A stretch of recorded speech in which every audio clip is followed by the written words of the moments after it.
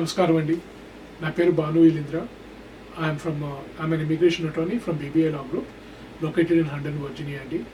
And I would like to thank PILUPU TV Andi for giving me an opportunity to come before you all and discuss about the Trump executive orders on travel ban and other immigration legislation proposals that are causing trouble and worrisome and anxiety and curiosity, fear and stress on the people and my humble request to all of you is that kindly do not get panic, do not get stressed out, do not feel confused, and do not worry with looking into the various social media messages, WhatsApp messages, Facebook messages, or news articles coming in various papers and everything.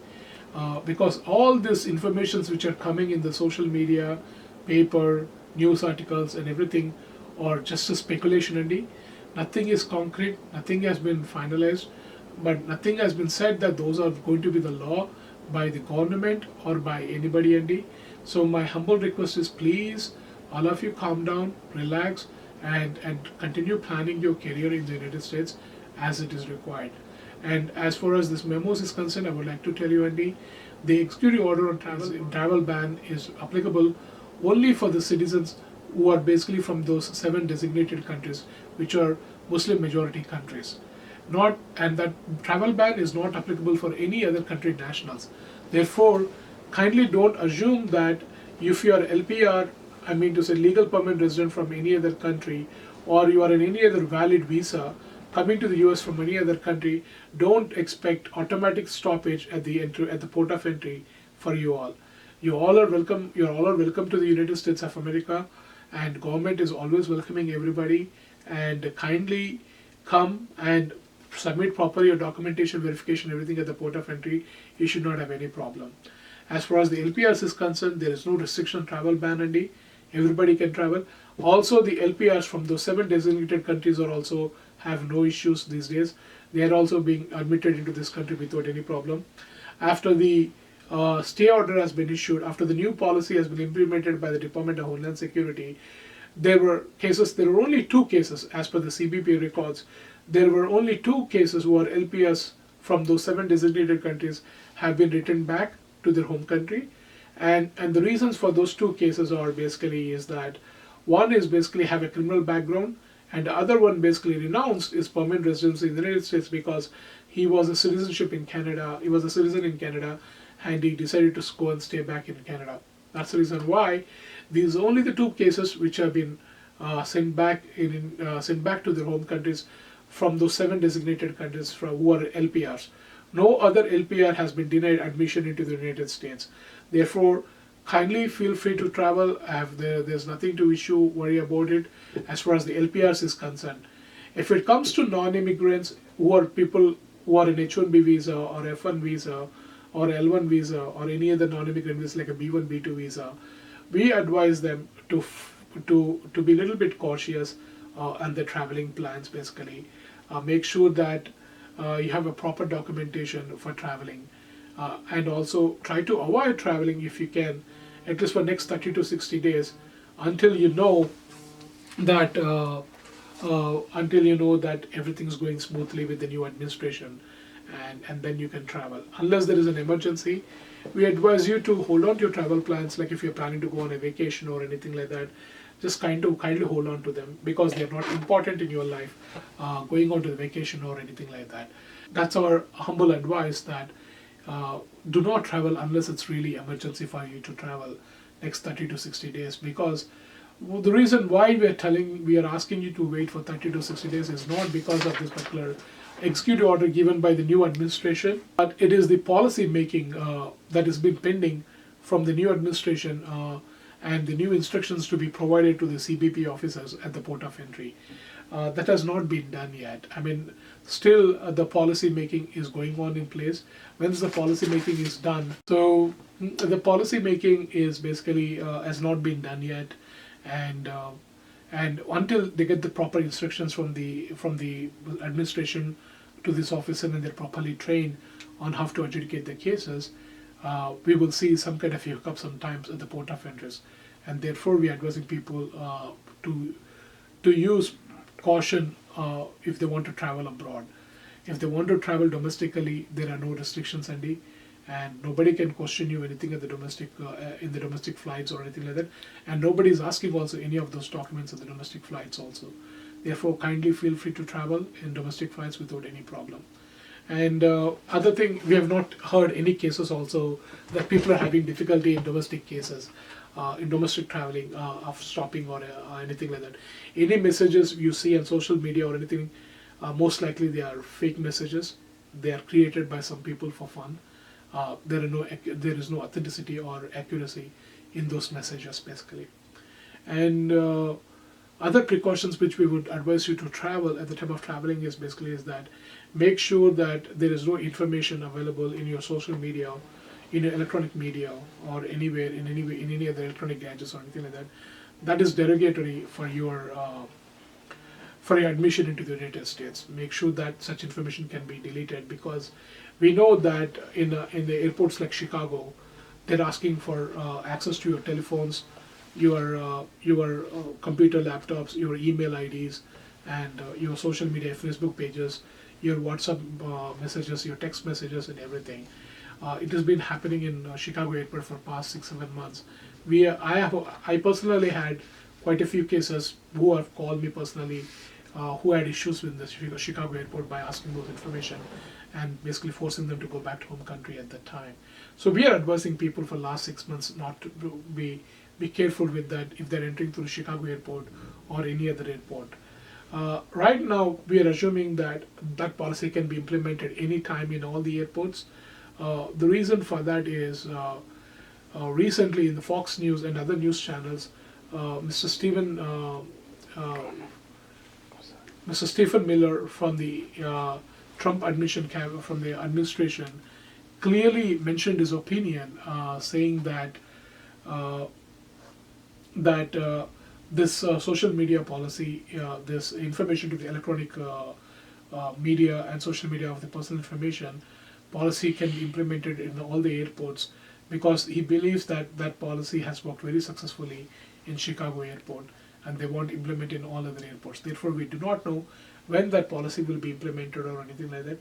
Therefore, we advise people to make sure that they don't have any information that can be perceived against them or that can be perceived as a delegated information against them for that meeting into the United States. So make sure such information is not there in your websites or any your social media or in your email accounts or anything like that, or your telephones or in text messages and WhatsApp or anything like that.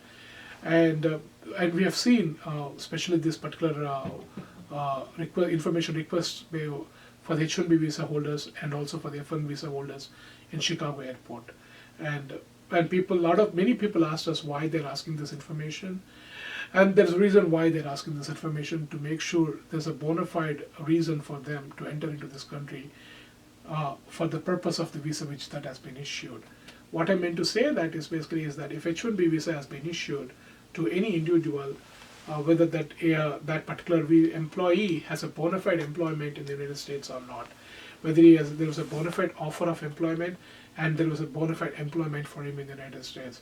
If any information has been found in those electronic media showing that there was no bona fide employment, then the person may be removable from this country, may be inadmissible into this country, and that's why they basically were looking into that. Same with F1 students also, because F1 visa is meant for the student to approach, to perform, to basically to come into this country to pursue full-time education in this country, not to do any work on F1 visa. If any person coming into this country on F1 visa, they want to make sure they're coming here to study, but not to work part-time or not to work illegally in this country. And that's why they are looking into that information with F1 visa holders also. So those are the things which are mainly concerned, which people have worried. And other worries which we have seen in social media or newspapers and everything is they're speculative news basically. We would not say they're completely not accurate. At the same time, we would not say they're completely accurate also. the information is, some of them are very misleading and speculative. Especially they were talking about various bills that have been introduced in the Congress for the H1B reform. There are more than dozen bills pending in Congress right now. We do not know which bill will be actually pushing forward in the Congress and what is going to be there in the bill yet. Basically, that is going to be pushed in the Congress for the H1B reform. One of the bills that became very famous is the bill introduced by Representative Senator Darrell Issa, which requires to consider H1B petition as an exempt petition for the H1B dependent employment purposes, which requires to pay $100,000 salary from $60,000 salary. And the other bill is basically from the Senator Grassley and Senator Durbin bill, basically, which is a joint bill introduced by the Senator Grassley and the Durbin in the Congress. And the third other major bill which got really notoriety is the bill produced by Representative Joe Lofgren, where people have misinterpreted that in order for the exempt employee, the salary has to be at least 130,000 at a minimum. The bill never says that 130,000 is a minimum to be an exempt employee. They have given various guidelines and various scales, basically, in which those are the proposals. That's just the initial guidelines. It did not mention anywhere it's $130,000. It says that 35 percentile points on the median wage salary to be considered as an exempt employee. Third bill that gained a lot of notoriety is basically the bill from the Representative Joe Lofgren in the Congress about the H1B reform bill. And a lot of people got confused with this bill, and a lot of newspapers have written that minimum salary requirement is 130,000, 132,000, like that for H1B employee. It's actually, that's not what the bill says, Andy. That bill has 7 steps, 7 proposals, and I don't think we have enough time to discuss everything about that. But I think I can understand where the confusion has come, but that is basically not accurate information, Andy. In order for an exempt considered an H1B for H1B dependent employer purposes, and for those purposes, if any employee has to be considered H1B exempt employee, the bill proposes saying that the H1B employee, if paid 35 percentile points more than a median wage in the country, basically, then the person can be considered an exempt employee. And the median wage for each position varies in the country. Some positions will have 50,000, some positions will have 60,000, some positions will have 70,000, basically. And to be an exempt employee, 35% and more points on that. That means it should be 135% of the median wage for the particular position. And in that way, as I said, 135% of the particular position, median wage of that position, could be even 80,000, 90,000, 100,000. There's nothing says that it has to be 130,000, 132,000. That is probably a confusion by a lot of people who are reading that legislation. This is our understanding, and our understanding is that's what that memo, that not memo, actually that legislation proposes for somebody considered to be exempt employee. But it doesn't say that an H1B employee has to be paid that amount as a minimum. Okay, the H1B employee can be paid a level 1 wages as well, but there is a market allocation based system which they're proposing in that bill, and this bill has caused a lot of confusion and stir up in mind. So what my advice is basically is that kindly ignore any of